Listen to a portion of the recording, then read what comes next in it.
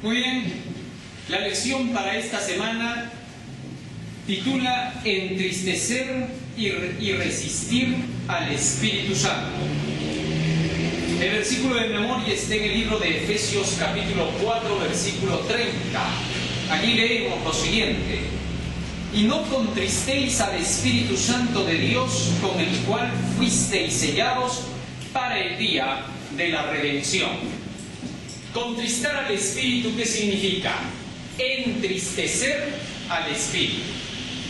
Bueno, si el Espíritu Santo se entristece, quiere decir obviamente que es una persona. No es simplemente un ser energético, es decir, una energía.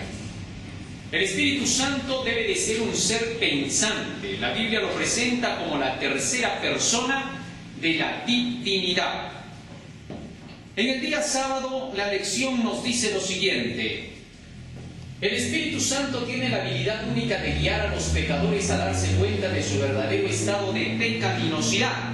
De ahí que entonces el Espíritu Santo tiene por propósito convencer de pecado. También despierta en nosotros un deseo de aceptar a Jesús y su perdón de nuestros pecados. El Espíritu Santo posee un poder sin igual para hacernos victoriosos y para capacitarnos a fin de reflejar el hermoso carácter de Jesús. Al mismo tiempo, este fuerte y poderoso Espíritu Santo puede ser resistido por los débiles pecadores. Él no fuerza a aceptarlo. El pecado es muy atrayente, muy seductor. Sin embargo, es altamente engañoso y lleva a la muerte. Es diametralmente opuesto a Dios y su santidad y bondad puras. Reflejando esta santidad divina, el Espíritu Santo se opone al pecado en todas sus formas y es contristado cuando pecamos. Y no estamos dispuestos a abandonar el pecado. Aunque es todopoderoso, el impacto positivo del Espíritu Santo puede ser apagado y podemos resistirlo. Cuando continuamos en nuestra vida pecaminosa, los evangelios incluso nos dicen que hay un pecado que no puede ser perdonado: la blasfemia contra el Espíritu Santo. ¿De qué modo, de qué manera el Espíritu Santo convence al ser humano? Libro de los Salmos, Salmo 19, versículo 7. El Espíritu Santo siempre trabaja en unión con la ley de Dios. Sin la ley, el Espíritu Santo no haría nada, puesto que a través de ella, a través de la ley, Dios muestra al pecador su pecado. Dice el capítulo 19 de Salmos y el versículo 7: la ley de Jehová es perfecta que convierte el alma. El Salmo 19, 7 es claro: la ley de Jehová es perfecta que convierte el alma. Y del Espíritu Santo dice convence de pecado, es decir, convence de la transgresión de la ley. Eso se llama convencer de pecado. Ahora bien, cuando el Espíritu Santo convence por medio de la ley al corazón humano para que el hombre se dé cuenta de su pecado, inmediatamente el hombre, al ceder a la influencia del Espíritu Santo, que lo convence de pecado, está demostrando que está accediendo al llamamiento del Espíritu. Mientras el hombre ceda a las influencias del convencimiento de su pecado, quiere decir que el Espíritu Santo sigue trabajando con el hombre.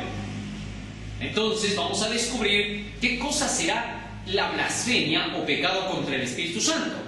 Porque cuando ya hay la blasfemia o pecado contra el Espíritu Santo, no se trata de no sentir la convicción del Espíritu. No, se trata de un rechazo hacia la verdad de Dios, de un rechazo de parte de la persona a no querer simplemente aceptar la verdad, porque tanto llega a practicar el pecado que ahora lo llega a defender. ¿Está claro? Fíjense en esto. En tiempos antiguos vemos el caso de Faraón. Cuando Moisés y Aarón vinieron ante Faraón, este hombre ya había ido más allá del tiempo de oportunidad. No obstante, Dios iba a mostrar hasta qué punto Faraón había llegado con su rebelión. Y cuando el Evangelio le llegó por parte de Moisés y de Aarón, este Faraón por momentos parecía que se compungía, pero pronto se le endurecía el corazón. ¿Y qué hacía? se volvía a alejar de lo que los siervos de Dios le habían dicho y no quería someterse a la palabra del Señor. Lo único que hacía cada vez era endurecerse más al rechazar la invitación de la palabra de Dios. Así que cuando rechazamos la invitación del Espíritu Santo que nos habla a través de la palabra de Dios y no queremos obedecer a lo que nos pide la palabra, vamos bajando paso a paso hasta que finalmente llegamos al pecado contra el Espíritu Santo. Así que para llegar a ese pecado, la persona debe de tener mucho conocimiento, mucha luz acerca de un llamado que Dios le ha hecho. No mucho conocimiento de todo lo que se tenga que ver en doctrinas, sino mucho conocimiento en cuanto a lo que sabía que tenía que hacer. ¿Está claro? Muy bien. ¿Qué nos dice la Biblia más con respecto a eso? Libro de Hebreos, capítulo 10. Libro de Hebreos, capítulo 10. Hebreos, capítulo 10, versículo 26 y 27. Hebreos, capítulo 10, versículo 26 y 27. Y aquí hay un punto a tratar. El asunto del pecado voluntario. Hebreos 10, 25 y 26 nos dice la Biblia. 26 y 27, perdón. Porque si pecaremos voluntariamente, después de haber recibido el conocimiento de la verdad, ya no queda más sacrificio por los pecados, sino una horrenda expectación de juicio y de hervor de fuego que ha de devorar a los adversarios. ¿Qué significa esto? Porque si pecaremos voluntariamente, después de haber recibido el conocimiento de la verdad, ya no queda más sacrificio por el pecado. Pecar voluntariamente, bueno, en sí todos los pecados son voluntarios, ¿eh? Nadie peca sin someter la voluntad. Así que antes de pecar, primero uno tiene que someter la voluntad. Pero entonces, ¿a qué se está refiriendo este texto? Bueno, se refiere a que una persona que ya conoce la verdad, si después de conocerla rehúsa querer hacer la voluntad de Dios y busca defender su posición y quiere que Dios acepte su forma de ser a su manera, entonces con el conocimiento de la verdad, peca contra el Espíritu Santo porque lo rehúsa. Vamos a poner una ilustración para entenderlo. En una ocasión, un hermano carismático, ¿qué cosa hizo? Se acercó a una hermana de la iglesia adventista. Ellos dos eran amigos, ¿no? Y este hermano carismático le dice a la hermana de la iglesia: ¿sabes qué? Le dice: te invito esta noche a salir. Y la hermana le dice: no, porque yo soy casada. Y entonces este hermano carismático le dice: ¿y cuál es el problema? Salimos en la noche, le pedimos perdón a Jesús, asunto arreglado. Y los dos quedamos en paz. ¿Para qué tenemos entonces un Salvador entonces? ¿Ah? Entonces, con esto estaba tratando de querer rebajar la norma. Vamos, pecamos y luego le pedimos perdón a Jesús. ¿Qué se llama eso? Un pecado ¿qué? Premeditado. ¿Ah? Y cuando una persona vive en ese pecado premeditado, esa persona cada vez se va alejando más, hasta que llega a gustar tanto del pecado que ahora ya no lo ve al pecado como pecado, sino que comienza a defenderlo y hace guerra al Espíritu Santo. Y termina por decir: no hay nada de malo en todo esto, Dios nos ama como somos y punto. ¿Hacia dónde ha llegado? Llega al punto de hacerle la guerra al Espíritu Santo. Es ahí donde el hombre entra en estado de peligro. Cuando llega a ese punto, quiere decir que en cualquier momento el Espíritu Santo terminará por apartarse de él. ¿Correcto? Eso es frente a la evidencia.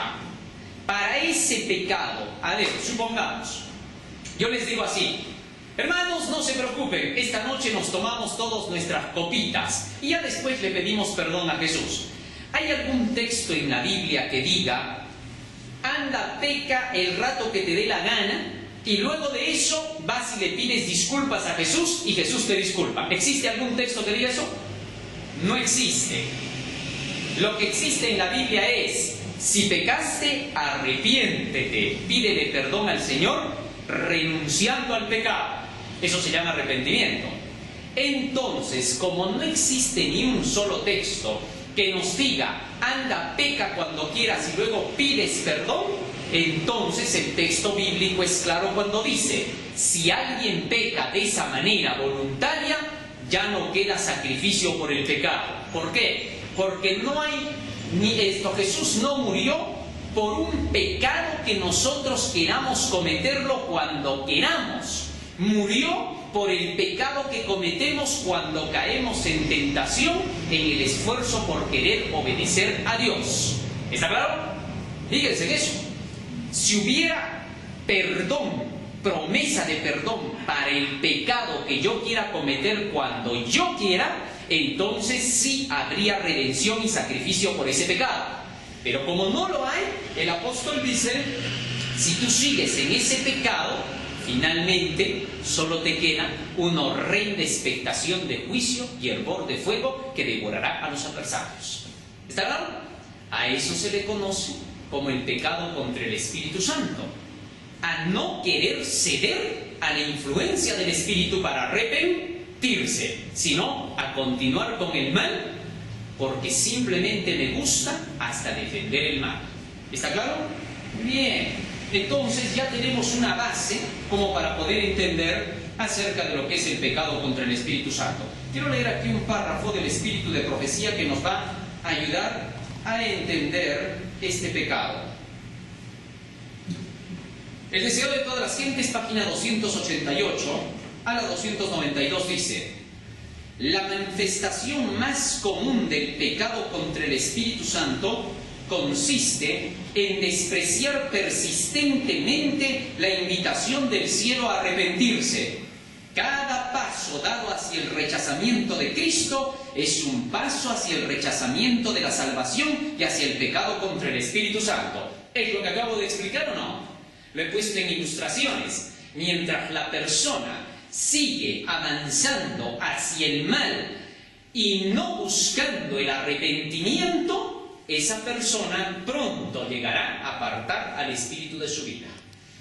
Ahora, ¿cómo normalmente una persona entonces debería de actuar? ¿Cómo sé cuando estoy haciendo bien?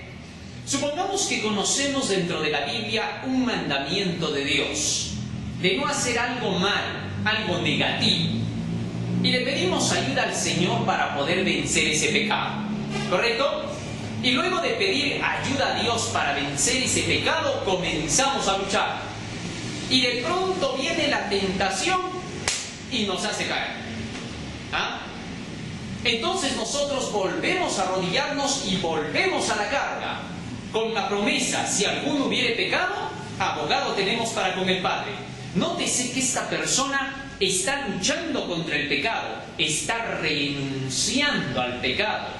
Sus caídas no son del gusto por el pecado, sino en la renuncia contra el pecado. Desea apartarse, quiere abandonarlo, pone todo su esfuerzo, entonces esa persona está en victoria. Y así cometiera 7 errores, vamos a decir así, ¿no?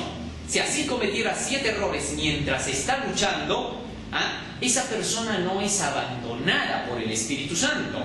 ¿Por qué? Porque es una persona que está de parte del Espíritu Santo para querer vencer. ¿Está claro? Mas cuando la persona no quiere vencer, sino que se lanza al pecado tercamente, como Satanás lo hizo en el cielo, entonces la persona va en descenso hacia el pecado contra el Espíritu. ¿Está claro? Bien. ¿Qué más nos dice la lección? En el día domingo dice: hay varios pecados mencionados específicamente en las Escrituras como pecados contra el Espíritu Santo. Muchos de esos pecados están a nivel individual, que es lo que acabamos de tocar hace un rato. Sin embargo, hay también dimensiones corporativas involucradas, como podemos concluir en Hechos capítulo 7, versículo 51. ¿Eso qué quiere decir? También se puede pecar contra el Espíritu en grupo. Sí, grupalmente. La nación judía, o el Sanedrín en este caso, que rehusó a los apóstoles en la predicación, llegó a la blasfemia contra el Espíritu Santo, llegó al pecado contra el Espíritu Santo. Ya una vez Jesús les había dicho a los dirigentes judíos eso, ¿no? Cuando dice que Jesús estaba enseñando, estaba haciendo curaciones y milagros, se aproximaron los fariseos y dijeron: este por Beelzebú echa fuera a los demonios. No obstante, que ellos sabían que eso no era así. Estaban conscientes. Antes de leer Hechos 7:51, quiero que lean en el libro de San Juan para confirmar lo que estoy diciendo. Capítulo 3, versículo 2. San Juan, capítulo 3, versículo 2 dice: este vino a Jesús de noche, hablando de Nicodemo, y le dijo: Rabí, sabemos que has venido de Dios.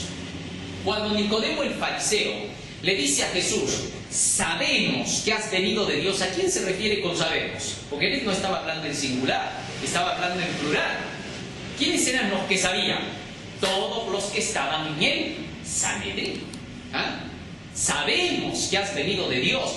No es que no sabemos, más aún todavía bien, el testimonio mismo del fariseo. Sabemos que has venido de Dios como maestro, porque nadie puede hacer estas señales que tú haces si Dios no está con él. ¿Reconocían entonces que Jesús era un maestro enviado del cielo o no? Sí, decía: sabemos que nadie, cualquier ser humano no puede hacer lo que tú haces. Tiene que ser alguien venido de Dios para que pueda hacer lo que tú haces. Entonces sabían ellos que Dios lo estaba conduciendo a Jesús. ¿Por qué entonces dijeron: por Beelzebú echas fuera a los demonios? ¿Por qué dijeron eso? Solo lo hicieron para quedar bien ante la gente y para no tener que aceptar lo que Jesucristo decía como que fuese verdad, para aplicarlo a la nación y a sus vidas. Entonces sus intereses personales hicieron rehusar a Jesucristo. Era como decir ahora en este tiempo: ya sé que predicas la verdad, nadie dice que está mal lo que enseñas. Lo que pasa es que por nuestros intereses no podemos permitir que tú sigas predicando ese mensaje. Entonces tenemos que decir que tú tienes demonio y que por Satanás predicas y enseñas. Eso no podía ser verdad. Si reconocían que Cristo tenía la verdad, si sabían que Jesús enseñaba lo que era correcto y que los milagros que hacían estaban en relación con lo que enseñaba, ¿cómo fue que pudieron decir que por Beelzebú echaba fuera a los demonios? Lo que pasa es que estos dirigentes querían que Jesús se sometiera a ellos, que hiciera lo que ellos le mandaban y le decían. No querían que Jesús tuviera que enseñar de acuerdo con lo que Dios le había enviado. Y por esa razón decían: lo que dices es verdad, nadie lo niega, lo que haces es verdad, porque cualquiera no lo hace.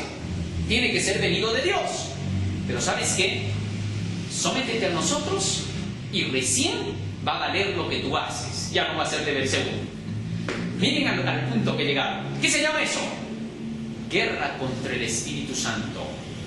Y por eso Jesús les dijo: todo pecado que ustedes cometan contra el Hijo del Hombre será perdonado, pero contra el Espíritu Santo no será perdonado ni en este siglo ni en el venidero. Solos habían llegado al punto donde ya no se podía retroceder. Jesús estaba invitando para que se salvaran, pero ellos lo estaban rehusando. Hasta que finalmente estos dirigentes siguieron dando pasos hacia abajo y terminaron por ser quitados como nación. Solos ganaron eso. Muy bien. Ahora regresemos a Hechos capítulo 7. ¿Qué les dijo entonces Esteban a los del Sanedrín? A ese Sanedrín que ya había dado el paso de rechazamiento completo y que con la muerte de Esteban sellaría el final de su oportunidad. Esteban era su última oportunidad, pero ellos ya no la reconocieron, ya no se dieron cuenta. Como Faraón, habían rechazado su última opción. Dice: duros de cerviz, incircuncisos de corazón, de oídos, vosotros resistís siempre al Espíritu Santo, como vuestros padres, así también vosotros. ¿A cuál de los profetas no persiguieron vuestros padres y mataron a los que anunciaron de antemano la venida del justo, de quien vosotros ahora habéis sido entregadores y matadores? Vosotros que recibisteis la ley por disposición de ángeles y no la guardasteis. Ahora, el apóstol Esteban estaba haciendo claro.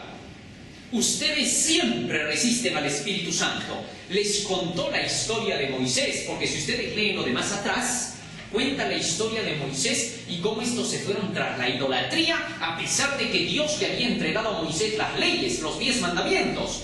Y ahora les dice, igual están ustedes, les fue entregada la ley y no la quisieron guardar. Y cuando dijo eso, ¿qué pasó? Sigan leyendo. Versículo 54.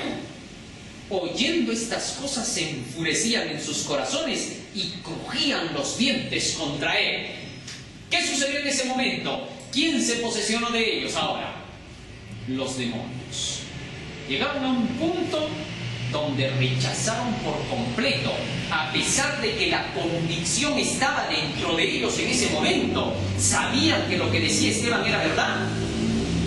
Les hizo un repaso de toda la historia para mostrar que él no estaba fuera de la organización, que más bien estaba de acuerdo con las leyes de la nación.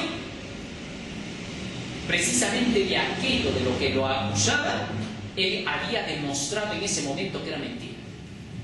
Pero aún así, rechazaron la condición del Espíritu. ¿Qué nos dice el Espíritu de profecía en relación a eso? Dice, Testimonios para Ministros, página 78. El Señor tiene una controversia con todos los hombres, que por su incredulidad y sus dudas han estado diciendo que Él demora su venida y han estado golpeando a sus consiervos comiendo y bebiendo con los borrachos, es decir, guiándose por los mismos principios que ellos. Están ebrios, pero no con vino. Tambalean, pero no a causa de bebida fuerte. Satanás ha controlado su razón y no saben en qué están tropezando. Los hombres finitos deben cuidarse de tratar de controlar a sus semejantes, ocupando el lugar asignado al Espíritu Santo. No sientan los hombres que es su prerrogativa dar al mundo lo que ellos piensan que es la verdad e impedir que se le dé algo contrario a sus ideas. ¿Era esto lo que estaban haciendo como cuerpo en los días de Esteban o no? Estaban prohibiendo, ¿qué cosa? La predicación del Evangelio de Cristo. Y cuando Esteban les reclamó por qué ustedes se cierran, por qué resisten al Espíritu Santo, necesitamos comunicar este Evangelio, le dijeron que no. Le cerraron las puertas a los apóstoles para que no predicaran. Y ella continúa diciendo, esta no es su obra. Muchas cosas inaceptables aparecen como verdades evidentes para aquellos que creen que su propia interpretación de las Escrituras siempre es correcta. Habrá que realizar cambios muy importantes con respecto a ciertas ideas que algunos han aceptado como perfectas. ¿A quién se está refiriendo aquí Elena de White? ¿A quién está llamando la atención? Hemos visto a aquellos que están frenando a los que llevan el Evangelio, es decir, que está dirigiéndose a los dirigentes de la iglesia. Al igual que al Sanedrín, Esteban se refería para llamar la atención. Y aún sigue diciendo más.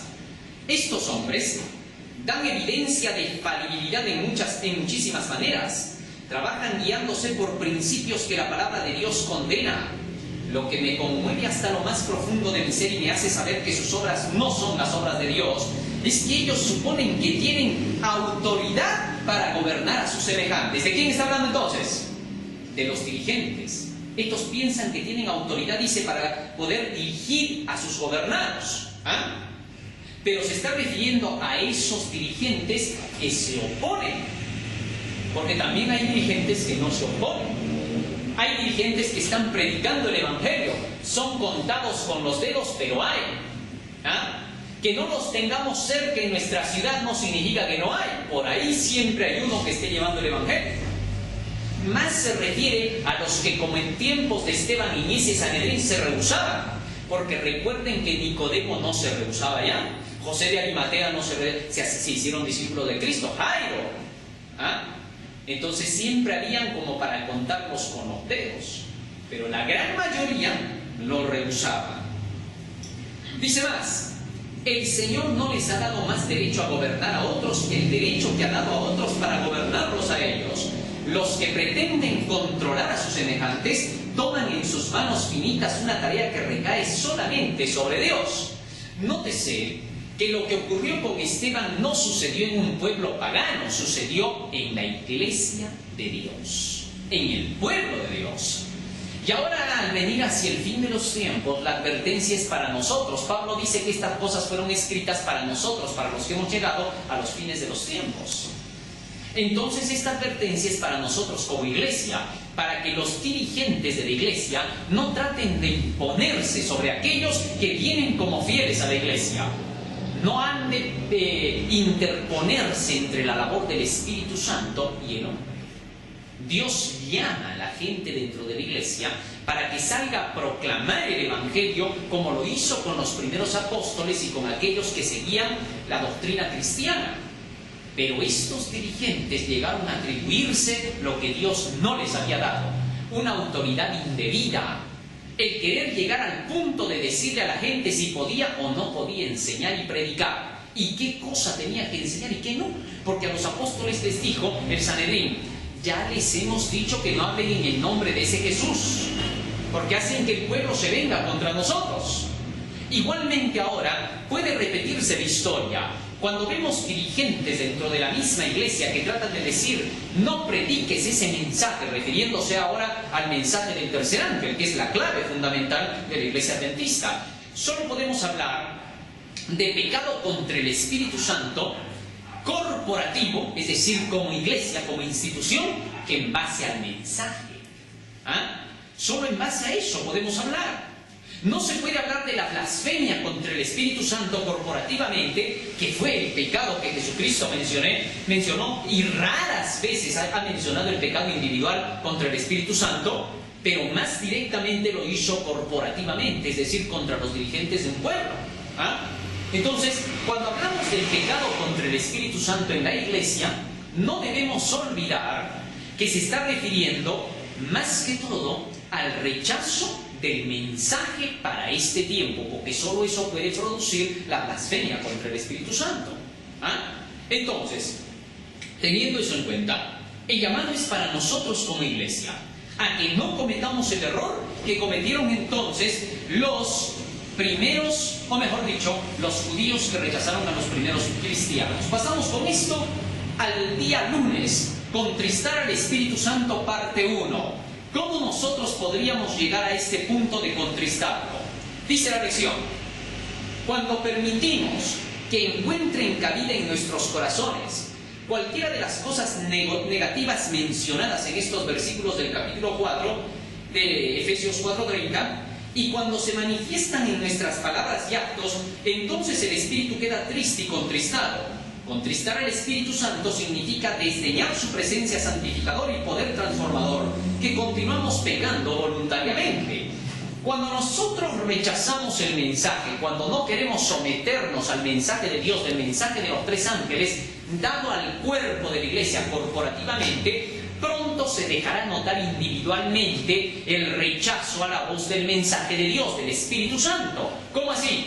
Las personas que comienzan a rechazar al Espíritu Santo, paso a paso van cambiando en su conducta, en su comportamiento. Ahí en Efesios capítulo 4, cuando ustedes leen todo el capítulo, se van a dar cuenta que el apóstol Pablo está hablando directamente hacia aquellos que dirigen, que enseñan, que llevan el Evangelio, porque ahí se está hablando acerca de cómo en el capítulo 2 los fariseos hacían diferencia y les dice: ahora Cristo es nuestra paz, en el versículo 14, Efesios 2:14, lean lo que dice ahí, para que se den cuenta de a quién se está dirigiendo, debido a que los dirigentes judíos no querían aceptar que la muerte de Cristo ya había finalizado con los sacrificios y los holocaustos. Dice: porque Él es nuestra paz, que de ambos pueblos hizo uno, derribando la pared intermedia de separación. ¿De qué estaba hablando ahí? Aboliendo en su carne la enemistad de las enemistades, la ley de los mandamientos expresadas en ordenanzas, para crear en sí mismo de los dos un solo nuevo hombre, haciendo la paz. ¿Cuál era esa ley de las ordenanzas? La ley de los ritos. Ordenanzas son ritos. La ley de los ritos, como dice también en la versión antigua, que es más clara, ¿no? La ley de los ritos. Estos dirigentes judíos todavía querían que se practicaran las leyes rituales. Entonces el llamado en Efesios es hacia ellos. Y a ellos se les dice: compórtense con amor, llenos de mansedumbre, no os enojéis, sino que antes de que el sol se ponga, que se acabe vuestro enojo. ¿Ah? Entonces estaba llamando la atención de todos esos dirigentes de ese periodo. Aunque ese texto lo aplicamos a todos nosotros, más particularmente en la carta a los Efesios, el apóstol Pablo se las aplica a aquellos que deberían de haber aprendido la dirección de la iglesia como debía de ser. Porque si ustedes leen desde el primer capítulo, van a darse cuenta que está hablando de la iglesia y de aquellos que se supone que la dirigen. ¿Ah? Pero bien, teniendo eso en cuenta, eso, repito, lo extendemos para todos. Por cuanto todos ahora debemos seguir el buen ejemplo de comportarnos bien. Pero más allá de ello, fíjense lo que pasa, dice Elena de White, cuando alguien que esté en cargos altos de dirección comienza a rehusar la invitación del Espíritu dentro del contexto del mensaje. No hay que salir de ese contexto porque todo lo que estoy leyendo está en relación a eso. Dice ella: tan pronto como un hombre se separa de Dios, de manera que su corazón deja de estar bajo el poder suavizador del Espíritu Santo, los atributos de Satanás se revelan en él y comienza a oprimir a sus semejantes. ¿De quién estamos hablando ahí? ¿Quién puede oprimir a sus semejantes? Un hermano común dentro de la iglesia no lo va a hacer con otro hermano común. Nadie se va a dejar. Pero cuando el dirigente comienza a oprimir a sus semejantes, ya estamos hablando de aquellos que están en puestos de dirección. Dice más: emana de él una influencia que es contraria a la verdad y la justicia. Esta disposición se manifiesta en nuestras instituciones, no solo en la relación de los obreros entre sí, sino en el deseo manifestado por una institución de dominar a todas las otras. Fíjense, no solamente ahora está hablando, dice, de los dirigentes, sino también instituciones que querían dominar una a la otra. Ahora, ¿por qué estoy leyendo esta cita de testimonio para los ministros? Porque ahí está explicado todo Hechos capítulo 7.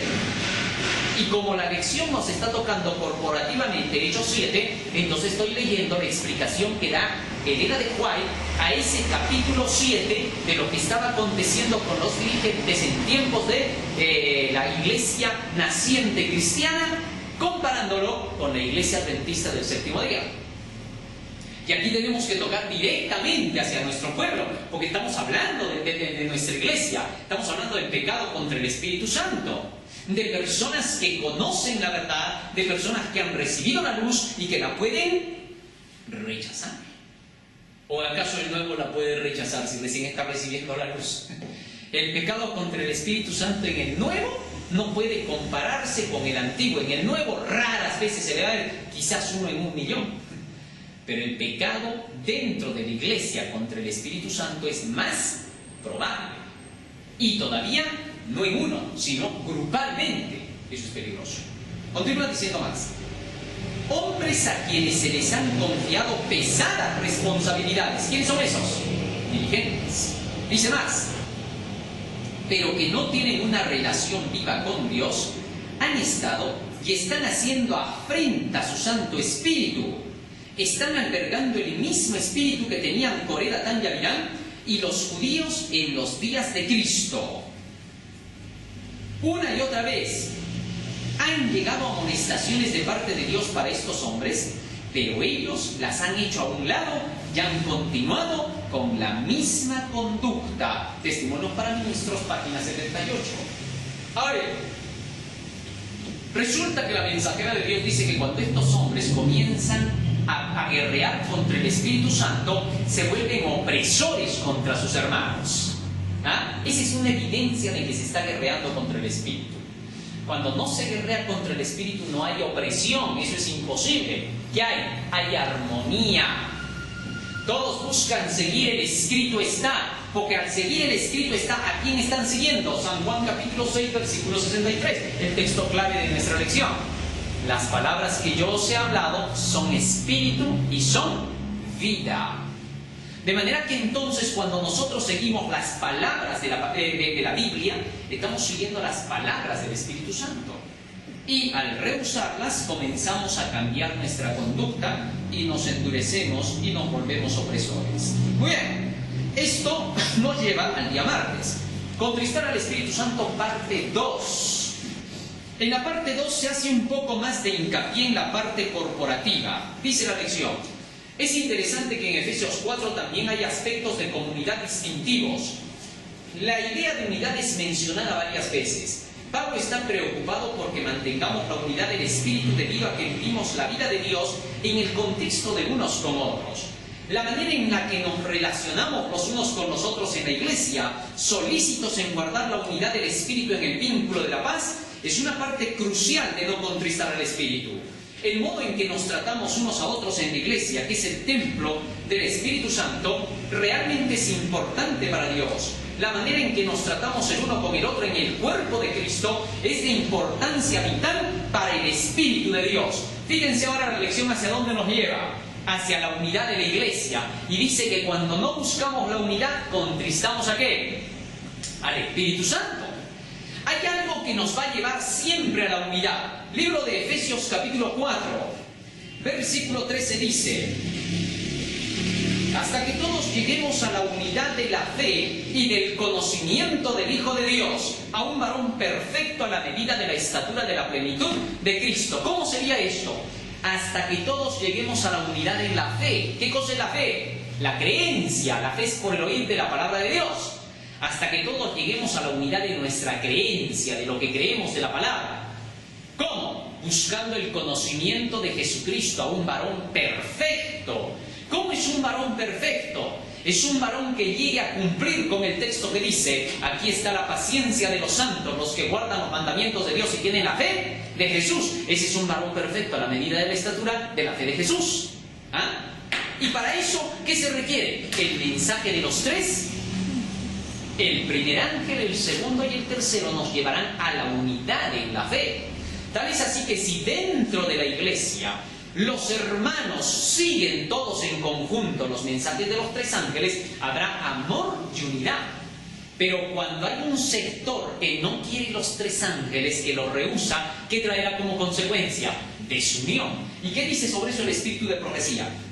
Vamos a ver. Acá hay algo más que todavía sigue diciendo la lección, ¿no? Y que nos hace referencia, que no estoy hablando del asunto de los tres ángeles solamente por mera casualidad, porque la lección sigue diciendo, ¿no? Es bueno conocer la verdad, el mensaje de los tres, ¿qué? Ángeles. Así que entonces la misma lección nos lleva hacia ese propósito. Y nos dice, pero debemos de tener cuidado de algo, y es ahí donde viene el rechazo contra el Espíritu. ¿Ah? El hecho de que nosotros tengamos que buscar los tres ángeles mantendrá la unidad. Pero sigue diciendo, pero pregúntate lo siguiente: ¿cómo tratas a los demás, especialmente a aquellos que están bajo tu autoridad? ¿De quién está hablando acá? ¿A quién se está apuntando la lección? ¿A quién? A los dirigentes, porque estos son los que tienen bajo su autoridad. Y ahora les dice a ellos, a estos dirigentes: ¿cómo tratas a los que están por debajo de ti? Aquellos que no pueden hacer nada por ti. Es decir, aquellos que no tienen nada para ofrecerte a cambio de tu buen trato. Eso le está diciendo a los dirigentes. Lo mismo que Elena de White. O sea, el llamado es directamente a pastores dentro de la iglesia. La lección está siendo ahora más que clara. Pregunto, dice Elena de White ahora, sobre esa base, dice: pregunto a los que ocupan puestos de responsabilidad en Battle Creek. ¿A quién se está dirigiendo? A los dirigentes. Sigue diciendo más: ¿qué estáis haciendo? Le habéis dado al Señor la espalda y no el rostro. Debe haber una limpieza del corazón, de los sentimientos, de las simpatías, de las palabras con referencia a los asuntos más importantes. Jehová Dios, la eternidad, la verdad. ¿Cuál es el mensaje que ha de ser dado en este tiempo? Pregunta Elena de White. Es el mensaje del tercer ángel. Pero la luz que ha de llenar toda la tierra con su gloria ha sido despreciada por algunos que pretenden creer la verdad presente. Cuidad cómo la tratáis, le está diciendo Elena de White a los dirigentes. Quitad vuestro calzado de vuestros pies, porque estáis en tierra santa. Guardaos de transigir con los atributos de Satanás y arrojar menosprecio sobre la manifestación del Espíritu Santo. Yo sé solamente que algunos ya ahora han ido demasiado lejos para volver y para arrepentirse. Testimonios para Ministros, página 89. Esto sí es fuerte.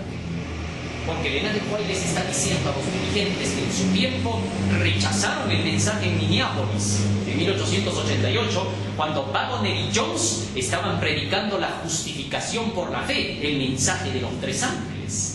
Hubo una tremenda discusión incluso en Minneapolis. El pastor Jones y el pastor Smith, Urias Smith, discutieron por el asunto de los 10 cuernos de la bestia, ¿no?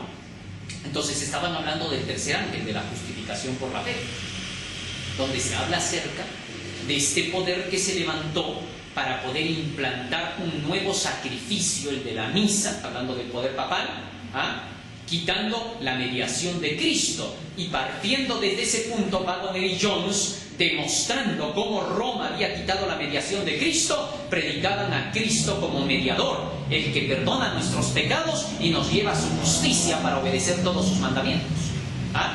Y esto fue rehusado en Minneapolis. ¿Sí? Comenzaron a atacar a Waggoner y a Jones. Elena G. de White se puso de parte de ellos, y la gran mayoría de pastores rehusaron a Elena de White, a Waggoner y Jones. Así que ella oraba y decía: ojalá que el Señor toque los corazones de estos hombres, que se han llegado a enfriar, han llegado a decir que creen, que defienden la ley y sin embargo no quieren obedecerla. No tienen los encantos de Cristo, refiriéndose a los 3 ángeles, ¿no? Los encantos de Cristo. Entonces, ella quería traerlos otra vez hacia el estudio del mensaje de los 3 ángeles, pero ellos lo rehusaron.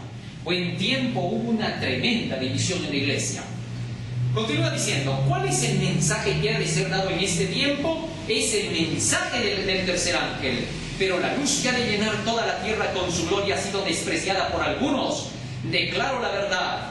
Las almas que aman a Dios, que creen en Cristo y que están prontas en recibir cada rayo de luz, verán la luz y se regocijarán en la verdad, comunicarán la luz, crecerán en santidad.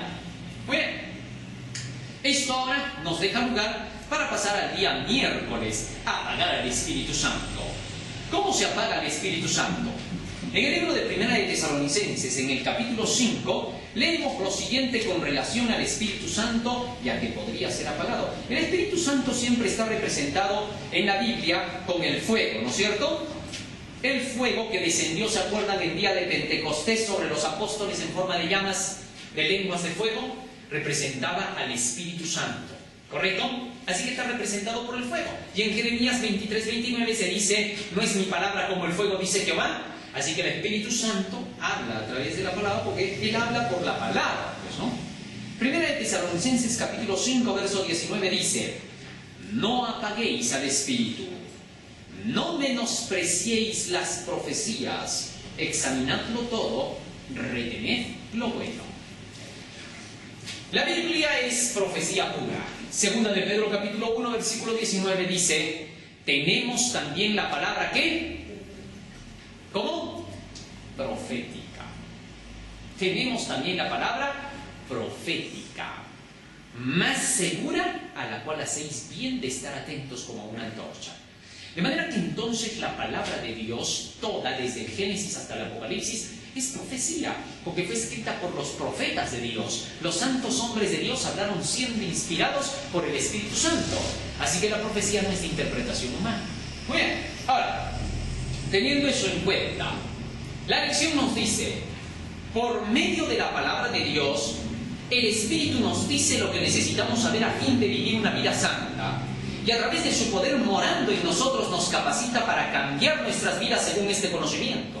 Una de las maneras por las que podemos evitar apagar el Espíritu es no menospreciar las profecías. Pablo instruye a los creyentes de Tesalónica a no despreciar los dichos proféticos, pero también pidió que tuvieran discernimiento, aunque debemos ser abiertos al Espíritu en nuestra vida congregacional y no deberíamos apagar la obra del Espíritu Santo. También necesitamos discernimiento, porque las falsas enseñanzas y los falsos profetas continuarán asediando a la iglesia. ¿Cómo poder saber que lo que estamos estudiando de las profecías es lo correcto? Bueno, fácil. Cuando nosotros estudiamos las profecías, debemos llegar a la conclusión por estas, a encontrar al pueblo de Dios, a la iglesia de Dios que se formaría para estos últimos días. Y cuando estudiamos Daniel y el Apocalipsis, que son los centros proféticos de la Biblia, ya que hay profecías por todo lo demás, pero estos son los que apuntaban hacia el fin, al tiempo del fin. Cierra las palabras y sella tu libro hasta el tiempo del fin, dice Daniel 12:4. Entonces, cuando estudiamos esas profecías, nos llevan al nacimiento de ¿qué iglesia? La iglesia adventista del séptimo día. Por eso somos una iglesia profética. Ningún verdadero mensajero de Dios va a apuntar las profecías hacia otra iglesia aparte de la iglesia adventista del séptimo día. Dentro de nuestra iglesia, estoy hablando corporativamente, porque la lección está yendo a ese lado. Entonces, cuando nosotros seguimos las profecías de Daniel correctamente, llegamos a encontrar al pueblo adventista, que sería el que surgiría para la hora del juicio, anunciando el mensaje de que comenzó la purificación ¿de qué? Del santuario. Y cuando vamos al Apocalipsis, nos encontramos en Apocalipsis 12 a la iglesia de Dios, al pueblo de Dios adventista del séptimo día, que existiría especialmente para los últimos días con los mandamientos de Dios y el testimonio de Jesucristo. Así que no puede salirse de ese contexto. Si alguien dice predicar profecía y declara que la iglesia adventista es Babilonia, o declara que la iglesia adventista ya no debe predicar las profecías porque asustan a la gente, que todo es predicar amor, Jesús y su cruz, entonces ya saben quiénes son falsos profetas. Ambos, el que dice Babilonia y el que rebaja la misericordia de Dios a decir que todo es amor y que las profecías no hay que predicarlas, que son alimento duro, que no son la lechecita espiritual, que son alimento demasiado sólido, falsos profetas. En eso no hay que engañarnos. Si no hablamos las cosas claras dentro de la iglesia y nos vamos con rodeos, nunca vamos a entender de qué cosa estamos hablando. Entonces tenemos que entender con claridad qué cosa es desviarse de la profecía. No apaguéis al Espíritu, no menospreciéis las profecías.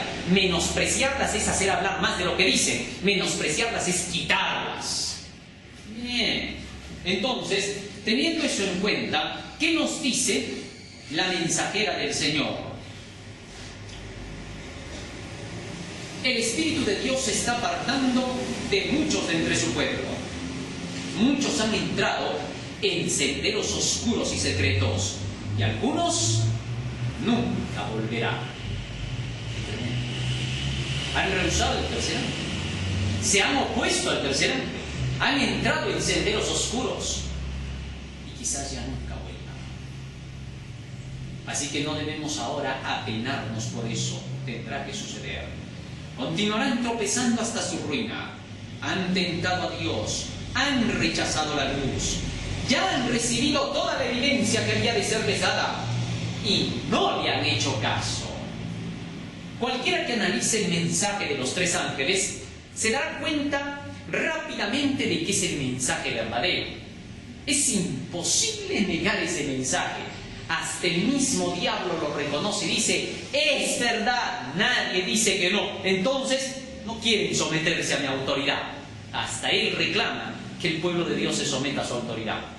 Y muchos hombres, más que todo dirigentes, porque aquí se está tratando el caso de ellos, más que todo dirigentes, ¿qué cosa han hecho?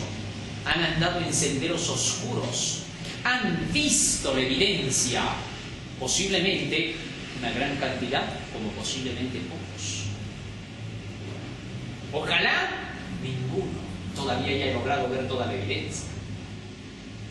Pero si la vio y la ha estado rechazando, y pudiera ser que se dé cuenta de que este mensaje es el real, no demore. Rápidamente decida dar marcha atrás en lo que ha estado haciendo, pida perdón al Señor y abra las puertas de su iglesia a los que llevan el mensaje del tercer ángel. Siéntese con ellos, converse con ellos, analice con ellos. Y entonces haga que la iglesia los conozca los mensajes. Que la envidia, que la dureza del corazón no cierre las posibilidades de hacerlo. Quizás sea la oportunidad de oro. Cuando Jesús vino y les dijo a los judíos, a los fariseos, a los dirigentes que se oponían, todo pecado será perdonado menos la blasfemia, era el momento cuando ellos debían de buscar rápidamente a Jesús. Les dio una oportunidad al decir así, todo pecado que los hombres hablen contra el Hijo del Hombre todavía es perdonado. Así que si lo están haciendo porque les caigo mal, les estaba diciendo Jesús, todavía puede ser perdonado, solo porque yo les estoy cayendo mal. Pero si después de eso ustedes pisotean la verdad sabiendo que es verdad lo que yo digo, entonces no hay más sacrificio por el pecado, sino una horrenda expectación del juicio y el horror que ha de devorar a los adversarios. ¿Correcto? Eso era lo que Jesús estaba diciéndoles. Ahora, los que llevan el mensaje del tercer ángel dicen lo mismo dentro de nuestras iglesias. Más aún dice, ningún hombre o iglesia puede buscar la compañía de los amadores del placer y revelar al mismo tiempo que aprecia la rica corriente que el Señor ha enviado para aquellos que tienen una fe sencilla en su palabra. El mundo está contaminado, corrompido como en los días de Noé. El único remedio es creer en la verdad, aceptar la luz. Sin embargo, muchos han escuchado la verdad hablada con demostración del Espíritu. Y no solamente han rehusado aceptar el mensaje, sino que han odiado la luz. Estos hombres colaboran en la ruina de las almas. Se han interpuesto entre la luz enviada del cielo y la gente. Han pisoteado la palabra de Dios y están afrentando al Espíritu Santo. ¿Qué le parece? Este llamado sí a este, ¿no? El espíritu de profecía está siendo claro. Y esto nos lleva al día jueves. La blasfemia contra el Espíritu Santo. En la lección se presenta esta cita del espíritu de profecía. En lugar de recibir la evidencia presentada delante de ellos, en lugar de reconocer en las obras de Cristo el ungimiento del cielo, se aferraron obstinadamente a sus propósitos malvados y dijeron: Él llevó a cabo esta maravillosa obra por medio del diablo. Este fue el pecado contra el Espíritu Santo. O sea, llegaron a un punto donde ¿qué? A pesar de la evidencia que tenían, a pesar de lo que Jesús enseñaba, a pesar de la claridad de sus palabras, rehusaron el hecho de que el Espíritu Santo hacía los milagros con Cristo. Era la prueba de la verdad, a la ley y al testimonio. Jesucristo les dijo: yo no he venido a cambiar ni la ley, ni los profetas, ni el testimonio, he venido a cumplir. Así que ahora escucharon, oyeron, sabían, vieron el milagro, pero por conveniencia lo rechazaron. ¿Qué dice de eso el espíritu de profecía? Más aún, quiero presentar una amonestación, dice la mensajera de Dios, a los que durante años han resistido la luz y albergado un espíritu de oposición. ¿Por cuánto tiempo odiaréis y despreciaréis a los mensajeros de la justicia de Dios? ¿Ah? Esos mensajeros de la justicia de Dios eran los que llevaban la justificación por la fe. Entonces, el mensaje de los tres ángeles. Porque el ángel de Juan le preguntaron: ¿el tercer ángel es justificación por fe? ¿Y qué respondió? Es justificación por fe. ¿Les parecía extraño? Porque el tercer ángel denuncia a la bestia y a su imagen. Y habla de la marca de la bestia. Y decía: ¿dónde está la justificación ahí? Bueno, porque denuncia a la bestia, que es el papado, a la imagen de la bestia, que es el protestantismo, que han rechazado a su mediador, han rechazado a su salvador. El romanismo rechazó a Cristo cuando implantó la misa y quitó a Jesucristo como mediador. Y el protestantismo cuando quita la ley, porque entonces sin la ley Cristo ya no media por nadie. Entonces, ahí en el mensaje del tercer ángel se denuncia la obra del hombre de pecado. Se denuncia cómo Cristo es sacado como mediador. Y por eso el tercer ángel termina diciendo así: cuidado, aquí está la paciencia de los santos, los que tienen los mandamientos de Dios junto con la fe de ¿qué? De Jesús. Precisamente los dos extremos de la bestia y de su imagen. Unos que rehusan abiertamente la ley poniendo el catecismo, y los otros que rehusan la ley declarando que está crucificada y que solamente la fe. Para que no haya desequilibrio, dice: mandamientos de Dios y fe de Jesús. Eso se llama mediación, intercesión de Jesús, justificación por fe. Por eso es que Elena de White declara: estos dos pastores, Waggoner y Jones, traían el mensaje de la justicia de Cristo, en el que se presenta a Cristo como el que perdona los pecados, como nuestro intercesor, enseñándonos a guardar todos los mandamientos de Dios. ¿Ah? Eso es perfecto equilibrio. Léase en el libro de Eventos de los Últimos Días, en el capítulo Fuerte Pregón, donde Elena de White explica la justificación por la fe traída por Jones y Balmoner. Bueno, sigue diciendo más. Hay salvación para vosotros, pero solo a través de los méritos de Jesucristo. La gracia del Espíritu Santo os ha sido ofrecida una y otra vez. La luz y el poder de lo alto han sido derramados abundantemente en vuestro medio. Había evidencias para que todos pudieran discernir a quienes reconocía el Señor como sus siervos. Pero hubo quienes despreciaron a los hombres y el mensaje que traían. Los criticaron duramente, tratándolos como fanáticos, extremistas y maniáticos. Tremendo, oiga. Fanáticos, extremistas y maniáticos. Ya ese término es fuerte, ¿no? Maniático. ¿De qué estamos hablando? Los hacían pasar como pervertidos. Increíble. Permitidme que profetice, dice la mensajera de Dios, acerca de vosotros. A menos que os humilléis prestamente delante de Dios y confeséis vuestros pecados, que son muchos, tremendo, solo una profeta les podía decir eso, son muchos, les decía. ¿Ah? Demasiado tarde veréis que habéis estado luchando contra Dios por la convicción del Espíritu Santo, que no contenderá por más tiempo para producir reforma y perdón. Veréis que estos hombres contra los cuales habéis hablado han sido como señales en el mundo, como testigos de Dios. Entonces querréis dar todo el mundo si pudierais redimir el pasado, y ser hombres celosos como ellos, movidos por el Espíritu de Dios para alzar vuestra voz en solemne amonestación al mundo, y como ellos, ser firmes como una roca en los principios.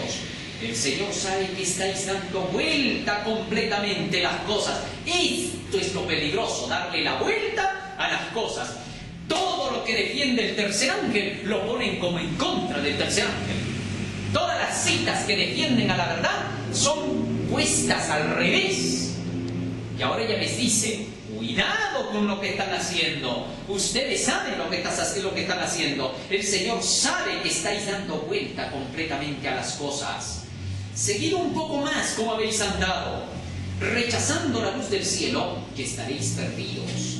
Y el que fuere inmundo y no se purificare, la tal persona será cortada de entre la congregación. Testimonios para los ministros, página 96.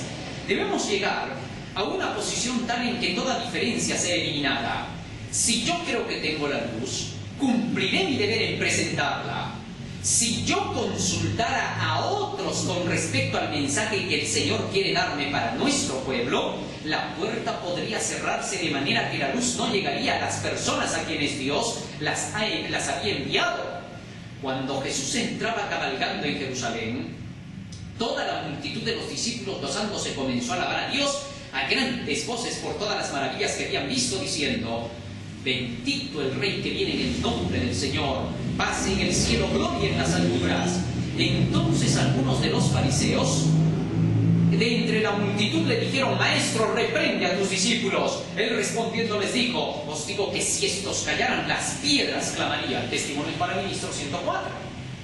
Así que todo esto es un capítulo, si se han dado cuenta, es precisamente el capítulo que habla de la blasfemia contra el Espíritu que hubo por el rechazo del tercer ángel y que ahora se está repitiendo. Fue la apostasía alfa, la apostasía omega se está repitiendo ahora. Por eso la lección está poniendo estos temas para que quizás toda la iglesia despierte, y sobre todo los dirigentes, para que proclamen el tercer ángel. Ojalá no le den otra vez más la vuelta, porque ya sería ¿qué, no? Darle la vuelta y decir: no, eso no es para las profecías del tercer ángel. ¿Por qué estás diciendo eso? Esto es solamente para decir Jesús te ama y nada más. Ya sería el colmo repetir las malas acciones del pasado, ¿no? ¿Para qué estaría la historia? La historia está más bien ¿para qué? Para podernos avisar de no repetir los errores cometidos en ella. Esto nos lleva finalmente al día viernes, donde se habla acerca de una pregunta en relación al Espíritu Santo.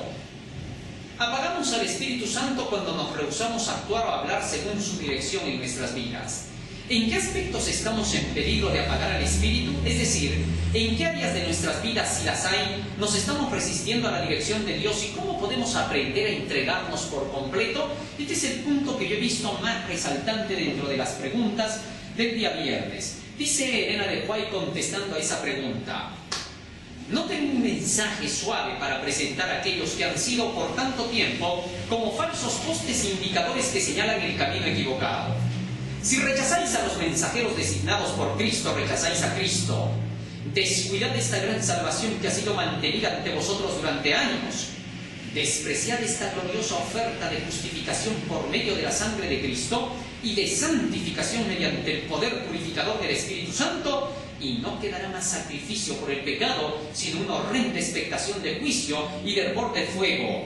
Os ruego que os humilléis y ceséis en vuestra obstinada resistencia a la luz y la evidencia.